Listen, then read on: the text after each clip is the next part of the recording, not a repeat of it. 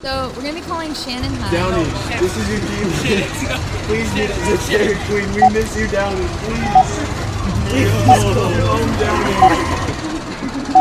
My name is Shannon, and I'm ready to be your junior class president. Whoa, where'd the seat cushion go? Wait, we forgot. Shannon, where's Shannondale? Do you know about this?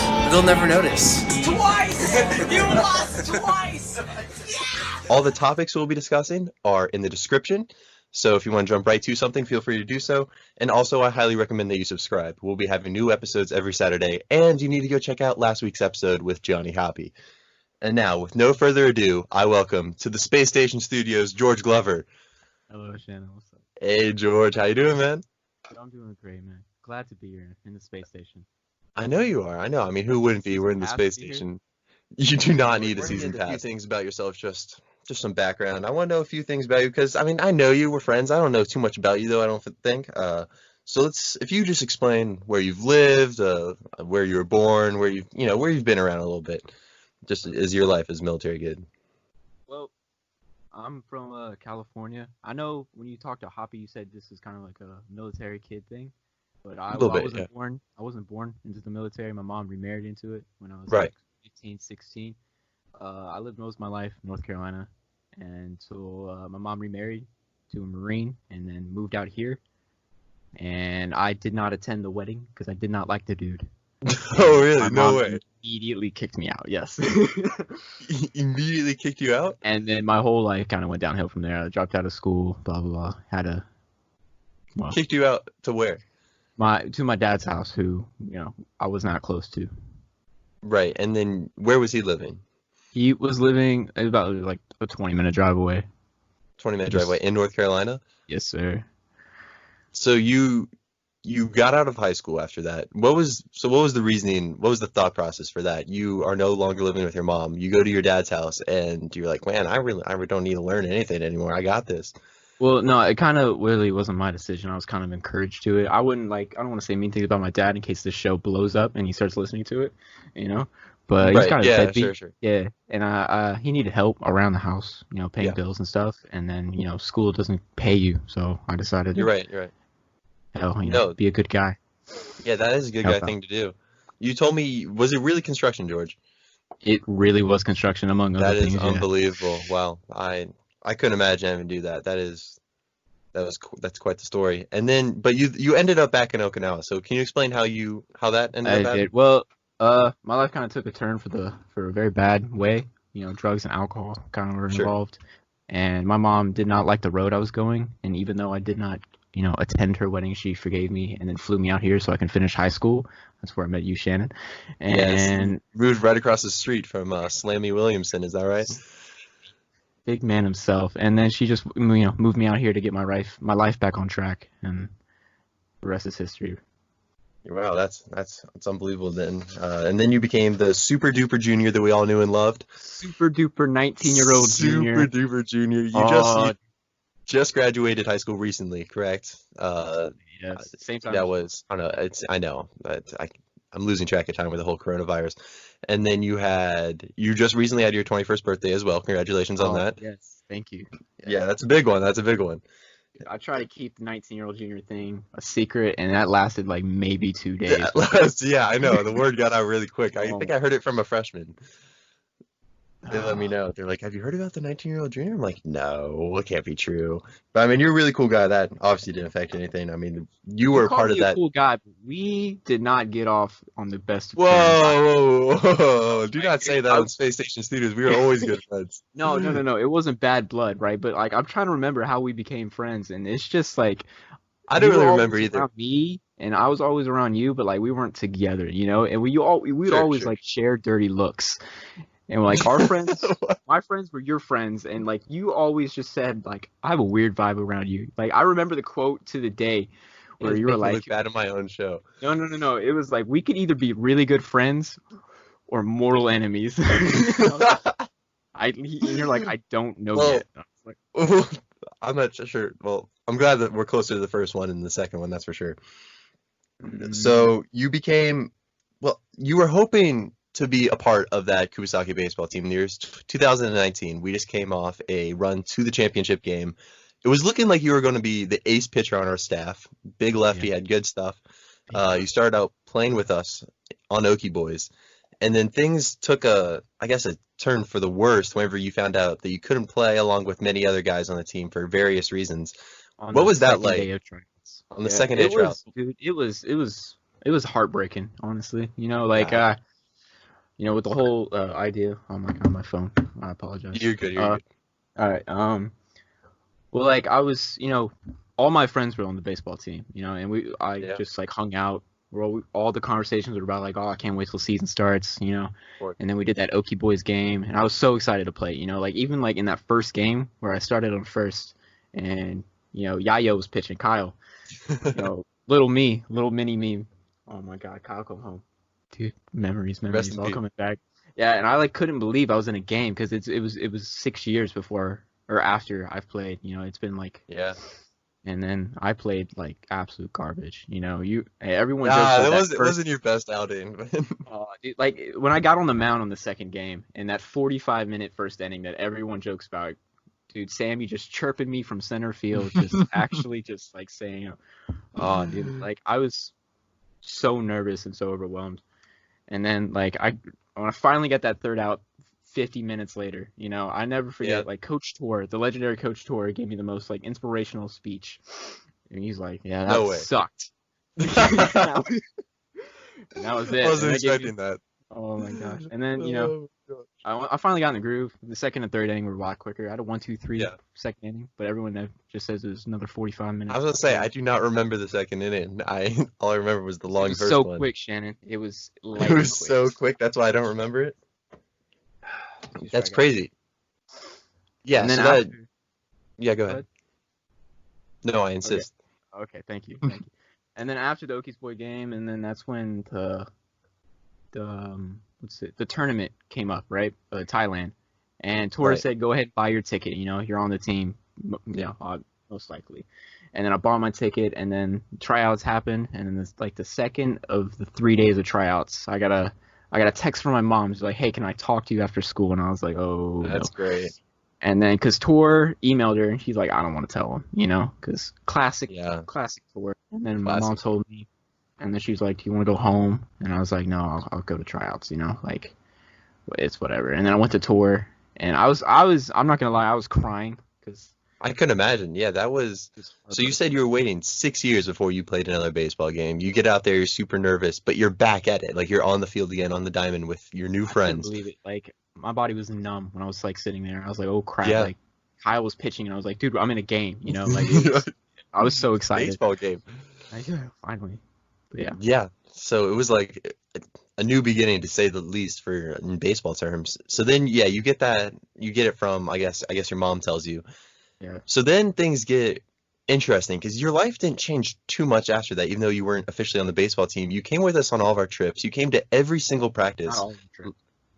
Which trip did you not go on? Far East. You didn't come to Far East? For some reason, I remember you being there. Either way, my bad.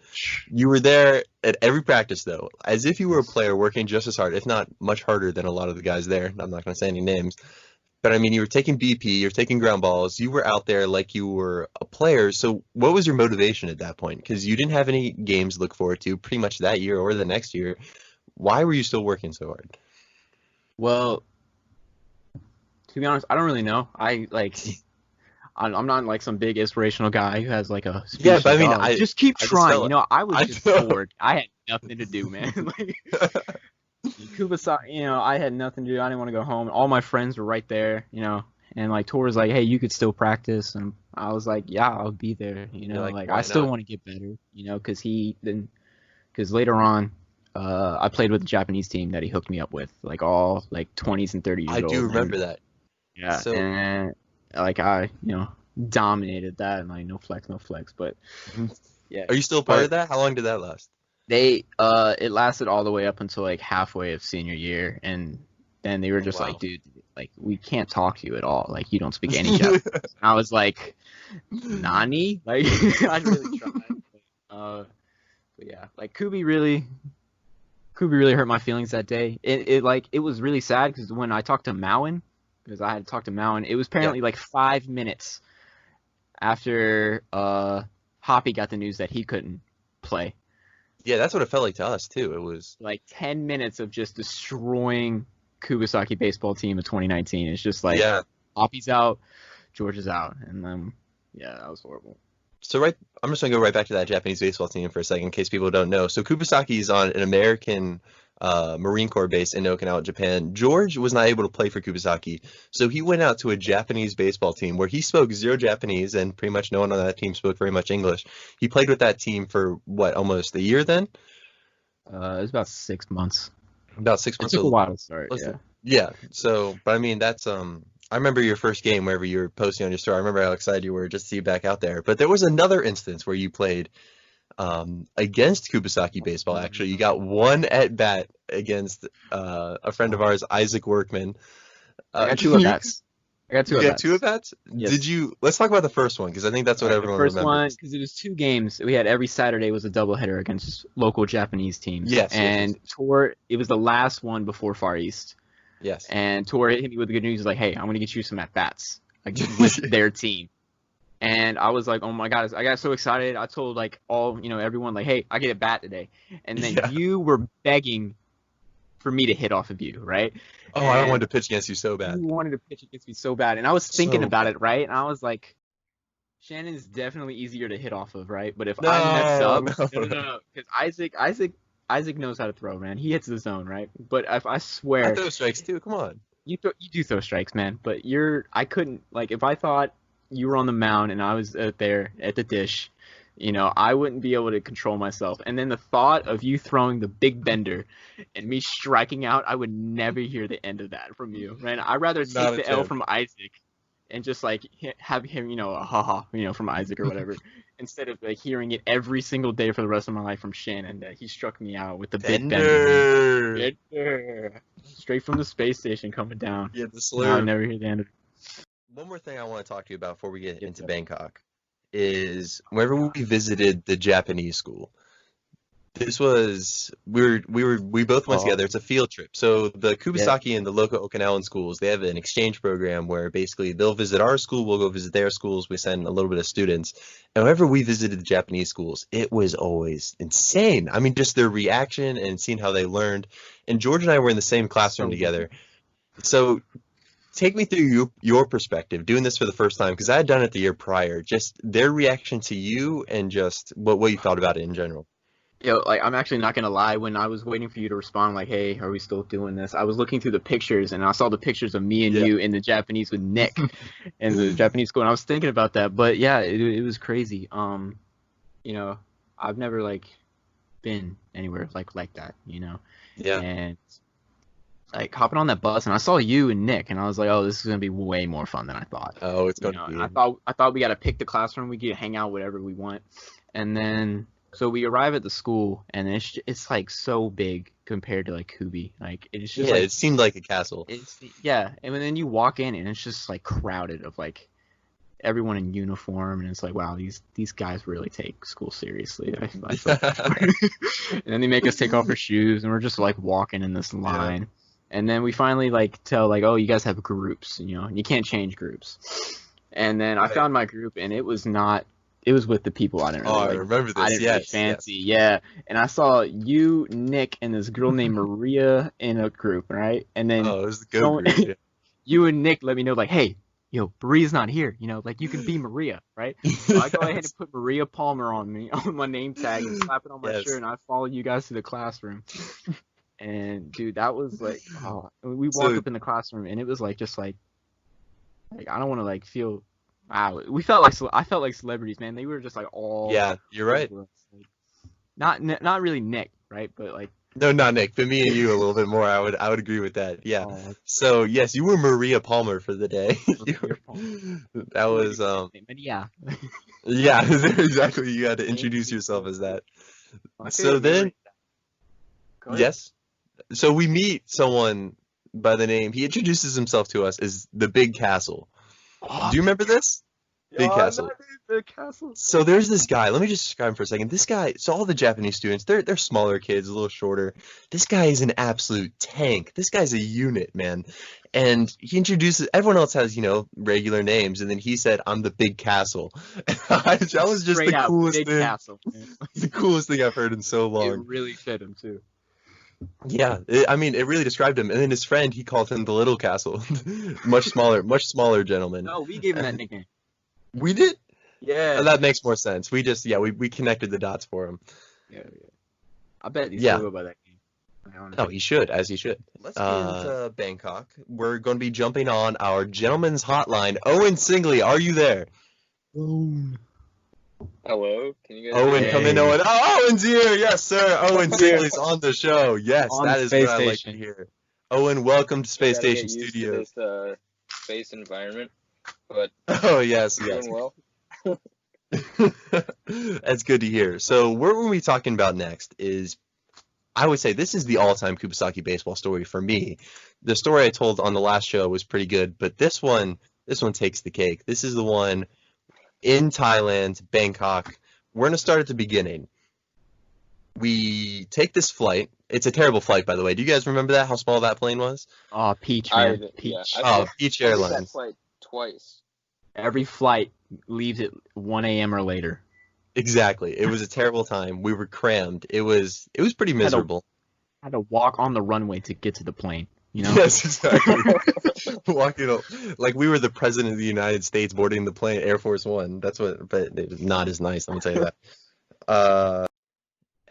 And then the second day of being in Bangkok, Jacob Workman had not had a hit yet. So the deal was if he didn't get a streak. The beginning of the streak that lasted a long time. The deal was if he didn't get a hit while we were in Bangkok, same went for me as well. I also took this bet. Then you had to get a reverse Mohawk. So what the reverse Mohawk is traditional Mohawk. You have the hair in the middle going a straight strip down the back, and then a reverse Mohawk in that case would be shaving just a strip right down the middle of your head. Owen, did Jacob get a hit while we were in Bangkok? I do not believe he did. He did not get a hit, correct. So, negative. We get back to Okinawa. I'm jumping a little bit ahead right here. I brought out my best barber, setup. Brought a stool to I brought his tool to practice, a barber stool. I'll show the picture right now for anyone who's interested. I brought my scissors, I had my shades on, my hat on backwards. Tried to give Jacob the reverse Mohawk. He wasn't having it. We had like 4 guys holding him onto the stool as well, trying to keep him still. It did not end up happening. He escaped. He's a weasel. I'm not sure if he ever got a hit that season. It took forever. Yeah, that's Jacob Workman for you. Let's get to after the baseball games. Let me know if I'm jumping too far ahead. We get onto a ferry. You guys recall? I do recall. Yeah, I remember that. Yeah. Yes. So we're on a ferry and we're going right down, like it felt like the middle of Thailand. You have like these dudes jumping off docks on one side. You have this dirty water. You have skyscrapers randomly. Yes. That weird Tetris building, man. Yes, it was very, I guess, surreal. And eventually we dock, and what we didn't know what would We become. can't say it was surreal, man. There was a point where we were all asleep on that boat. Like I don't know if you That guys is, you're right, we you're right. were You're right. all That's passed it out. Yes, it was a long trip. Yes. Hoppe So almost fell off that boat. I remember too. He was sitting on the edge, just like, like not feet dangling off, but feet dangling in the boat, just like butt on the edge of the boat. And he was just he was leaning on a pole. There was nothing from keeping him falling in the water, and he was just asleep, man. Like we almost lost Hoppe that day. Like it was. Didn't something happen to Thibert on that boat too between him and Downy? Oh yeah, yeah, Thibert didn't happen to dude, Thibert, I forgot about that. You were constantly bickering. They were about to fight, and like Sammy was hyping him up, trying to get him to go in the middle of the boat. We're on this boat in Bangkok, and Sammy's egging on Thibert to fight someone. I'm not sure who he's fighting. It might be Downy, but Sammy's just encouraging this behavior. And eventually, I don't know, Thibert, he was all talk, man. But yeah, I feel like something happened. I don't remember exactly. So picking back up where we left off, we dock at this. How would you guys describe it? It was like a village, a carnival. It was interesting where the boat ended up dropping us off. It was kind of like a mall, but not It's weird. I don't know how to describe it. Like a It town was weird. square, maybe. Like It a was town weird. square, maybe. So we're in this town square. Now, where this story really starts to pick up is we're out to eat. George was definitely there. Owen, were you out to eat with us that day? Yes, I was. Yeah, sorry, just making sure. And we're all ordering drinks. And George, if you could fill me in on what Downy decided to order to drink that day. Out with the boys. I don't Owen, remember. Shirley? Was it Downy- Shirley Temple? It was a Yeah. Shirley Temple. And George absolutely goes off on this poor kid. George is red hot. I haven't seen George this mad in a long time. He goes, Downy, if you're out with your mom, you can order a Shirley Temple, but you're out with the boys. My God. He just He lights down his butt on fire. Ordered it so confidently, man. We're all like water, tea, Coke. water. Yeah. Can I have a Shirley Temple, like with this Downy voice, you know, Yes, like just the Shirley Temple. Yes. like- And he does like a little bow thing too that was disgusting. And at the end he says something in Korean to the waitress too that was just wrong. It was the wrong language.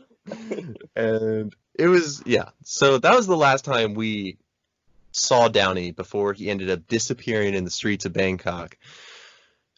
We in weren't his go ahead. bright blue shirt His and gold, bright blue shirt. gold pants.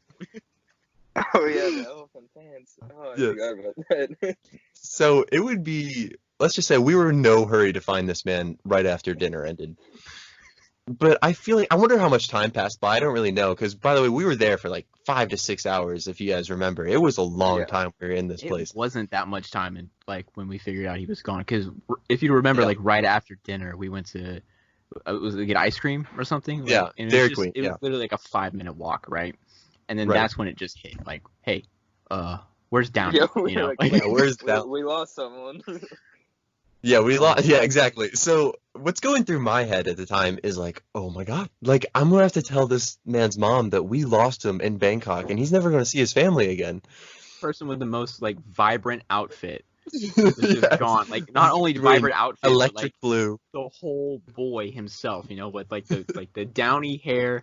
Man's like I don't Yes. know how to describe it other than albino. You know, like no offense, Downy. Like I love you, man, but like you're a weird looking He- dude.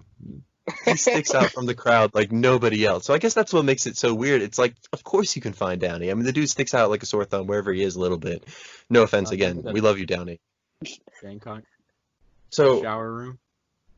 yes. He's Oh my standing in the gosh. pool, like, just- We can't say that. We can't say it on the air. But yeah, there was another story from the shower room. We go. So I guess our first strategy is, George, did you have the picture on your phone? And we were going around to these people who spoke zero Yeah. English, showing Yeah. people a picture of Downey, saying, Wasn't a do good you know picture, this man? It was not a flattering picture at I all. was like- we were doing some Sherlock Holmes stuff. Like, Yes, we were. I remember we asked some of the softball girls if they had seen him. They're like, "Oh yeah, he was at the ice cream shop." And we go over to the ice cream shop, and we ask the owner, we're like, "Have you seen this guy?" And they're like, "He was here 5 minutes ago, and he went that way." And we're like, Dude, "Alright, we we're really on thought the we were like trail." catching up too. Like we were like, oh, we got were the right on scent. his tail. We got him. I do remember that, Owen, and we just sprint in that direction. We're like, oh, we're gonna get him. We're gonna get him. Because Downey, he's walking around like aimlessly, like he has no idea where he's even going. That's why it's so hard to catch this man, because he's so unpredictable. No one knows what he wants to do on the night by himself in Thailand. Which I wonder. I wish I could hear from his perspective. It turns out he says he wasn't lost, but I beg to differ. Anyways, so we show. I also, side note, I get a sick tiger shirt that I'm wearing while we're looking yeah. for him. Dude, I have a picture of you wearing the tiger shirt. Yes, I am. My wardrobe changed like 100% changed while we were looking for Downey. I came in probably like a Kubi baseball shirt and shorts, and I ended up in the Thailand pants and a tiger shirt. We took a few breaks while looking for Downey. We weren't in that much of a hurry. It was a really cool place, actually. Like that whole. Oh, place absolutely. Yeah, was it very was. And a lot of alleys, tight corners, I guess. So eventually we show someone a picture of Downey, and they tell us to go to information. Is that correct? Yeah. Yeah. Yeah, they tell us to go to the information building. It took us a long time to find That information. information building was harder to find than Downy. It Like, was so hard to find. Yes. And then it turns out to be like this little hut with a woman inside. And I did I decide myself that I was going to be the one asking for Downy to come home? Yes, you told everyone that you were gonna be the one talking. I was, yes. I was like, no worries, guys. To go on the intercom, right? It was Hoppy's idea? Yeah, I think so. I don't remember that, but right. yeah. I feel Yes. Hoppy was cracking mad jokes. I've never like heard Hoppy talk so much. It was so funny, man. Hoppy was He is a funny guy. Hoppy was looking for Downy, and then he saw something. He's like, "Ooh, dude, that would look great on Aubrey, right?" And he would go shopping, and we were like, "All right, back to Downy," you know? Audrey, same difference, yeah. Yeah, that is right. He was gift shopping for people. That was good times with him. So we get to the tower, and I can probably play the video now on the screen for everyone watching. And it's also part of my intro. Downy, this is your teammates. Please meet us at Dairy Queen. We miss you, Downy. Please come home, Downy. It felt like I was talking to the entire city of Bangkok personally, because I was talking into the microphone, and then I hear echo behind me that seemed to go on for miles of the intercom system blasting exactly what I was saying, and I had no idea what I was going to say. It sounded like I was kind of just crying into the microphone. Dude, so she handed you the mic so easily, like no questions asked. No questions asked. You were just like, "Can I see the mic?" And she's like, "Sure, here." She handed me this mic that was talking to everyone. I could have said anything at that point. So in the end, that didn't work. Downy did not meet us at Dairy Queen. We thought for sure that was going to be it. Somehow he missed the intercom system, did not hear it. I don't know how. So the next plan was to go to the tallest building we could find and get a view of the entire plaza and try to find him that way. And the tallest building was right next to the place. Like it was Yes. like a giant skyscraper, like 70 floor, like a hotel. Like we were like that. We could definitely see him up there. You know, like no way we couldn't. Like This is last plan. You know, if Exactly. we can't find him, then he's gone. You know, just rip down. He's gone. Yeah, I remember that exact like emotion going into it. It's like, this is it. Like, Downy, if we don't find you now, this is like, you're done. So we tried to go into that building. We did not get into the tallest building. We go in there. We get turned around by the security officers rather quickly. Wait. Do they know our secret, Chad? Oh yes, the secret's out now. I know. I know the secret's out. I'm doing a tell-all. I'm sorry, George.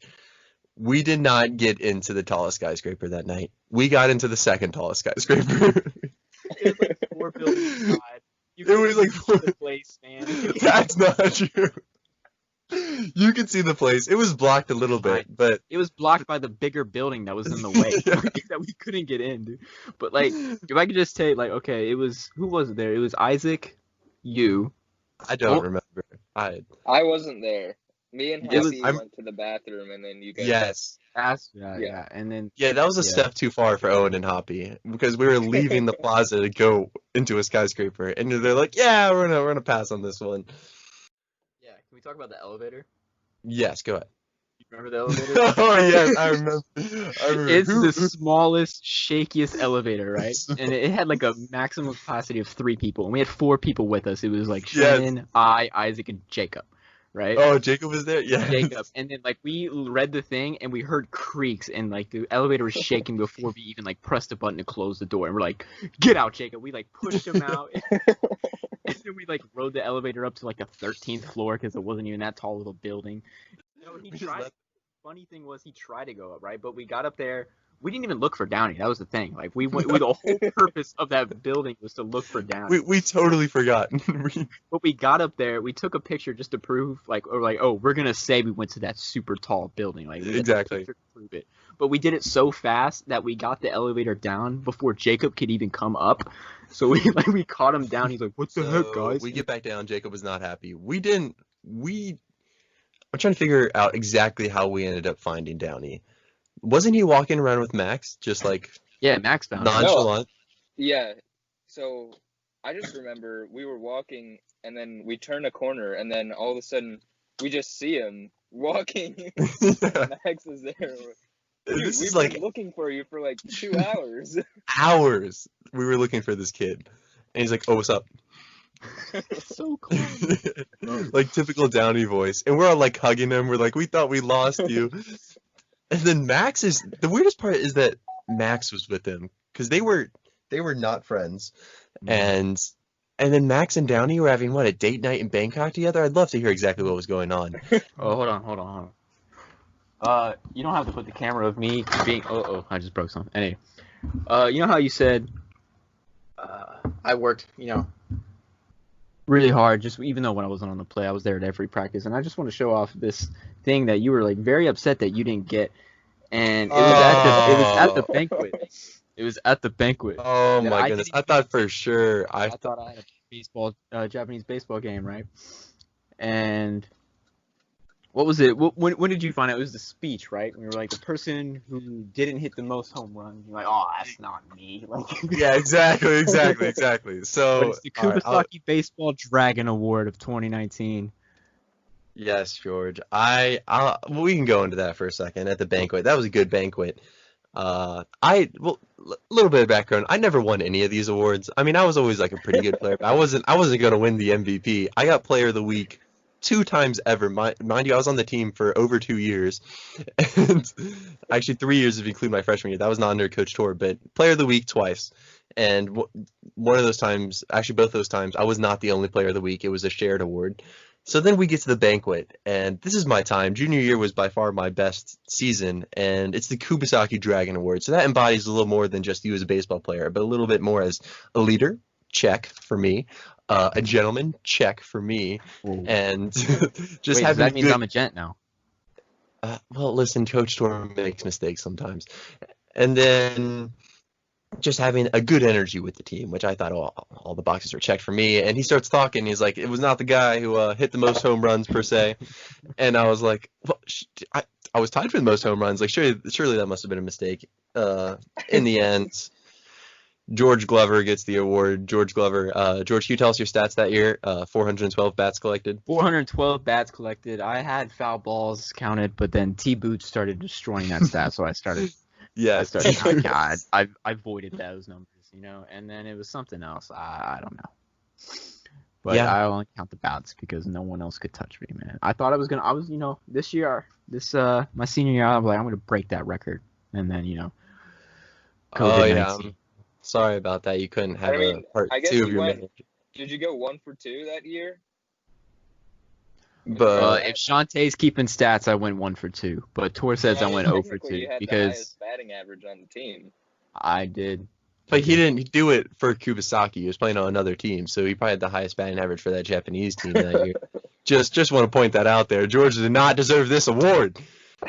All right, so that's going to wrap up today's episode of The Shannon Show. I hope you guys enjoyed it. I want to thank George for being on the show, telling us a little bit about himself, and then the gentleman himself, Owen Singley, for joining us as well.